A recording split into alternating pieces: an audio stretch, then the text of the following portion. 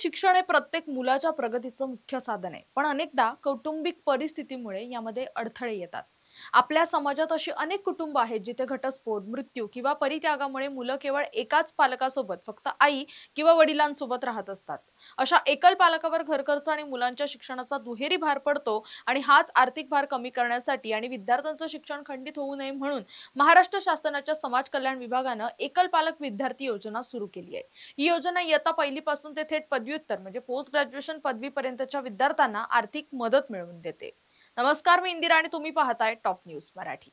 या योजनेचा लाभ घेण्यासाठी शासनाने काही सोप्या अटी ठरवल्यात. अर्ज करणारा विद्यार्थी हा महाराष्ट्राचा रहिवासी असावा आणि त्याने मान्यताप्राप्त शाळा किंवा महाविद्यालयात नियमित प्रवेश घेतलेला असावा.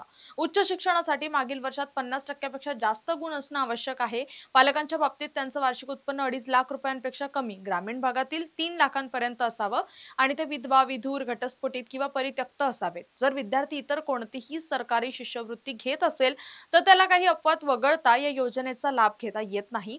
या योजनेसाठी आवश्यक कागदपत्र आणि अर्ज प्रक्रिया आहे. हा फॉर्म भरण्यासाठी तुमच्याकडे काही महत्त्वाची कागदपत्र असणं गरजेचं आहे, जसं की विद्यार्थ्याचं आधार कार्ड जे बँकेशी लिंक असावं आणि जन्म दाखला, शाळा किंवा महाविद्यालयाचं चालू वर्षाचं बोनाफाईड प्रमाणपत्र आणि मागील वर्षाची गुणपत्रिका, एकल पालकत्व सिद्ध करणारा दाखला, उदाहरणार्थ मृत्यू दाखला, न्यायालयाचा निकाल किंवा ग्रामसेवकाचं प्रमाणपत्र, तहसीलदारांनी दिलेला चालू वर्षाचा उत्पन्नाचा दाखला, अधिवास म्हणजेच डोमेसाईल प्रमाणपत्र, रेशन कार्ड आणि बँक पासबुकची झेरॉक्स.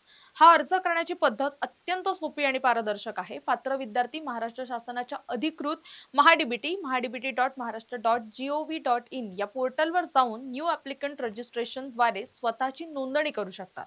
लॉग इन केल्यानंतर स्कॉलरशिप स्कीम्स मधून ही योजना निवडून सर्व माहिती अचूक भरावी लागते.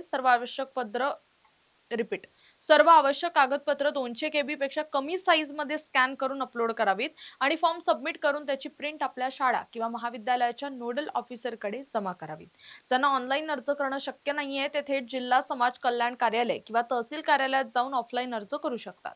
थोडक्यात सांगायचं तर ही योजना संकटसमयी एकल पालकांच्या पाठीशी खंबीरपणे उभी राहणारी आणि विद्यार्थ्यांच्या पंखांना बळ देणारी एक अत्यंत महत्त्वपूर्ण योजना आहे.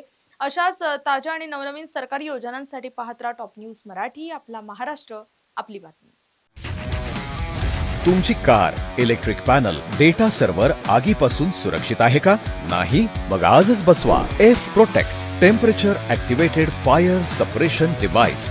यामध्ये आहे eco friendly non toxic pressurised liquid जे आग लागल्यास क्षणार्धात ऍक्टिव्हेट होऊन आगीवरती मिळवते नियंत्रण. बसवण्यास अतिशय सोपे आणि सुटसुटीत. टेकालिपचे एक दर्जेदार उत्पादन एफ प्रोटेक्ट.